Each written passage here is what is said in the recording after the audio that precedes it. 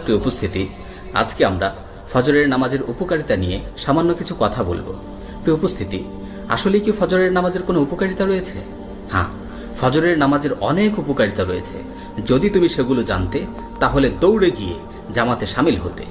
সহিহ মুসলিমে বর্ণিত হয়েছে, রাসূল সাল্লাল্লাহু আলাইহি ওয়াসাল্লাম বলেন, লাউ ইয়ালামুনা মা ফিল আতামাতি ওয়াস সুবহি লা আতাউহুমা ওয়ালাউ হাবওয়ান।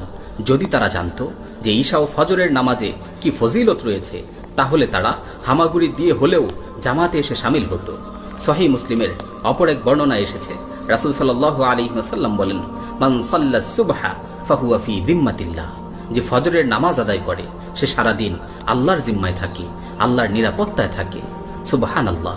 প্রিয় ভাই, আল্লাহর নিরাপত্তার চেয়ে উত্তম নিরাপত্তা আর কি হতে পারে?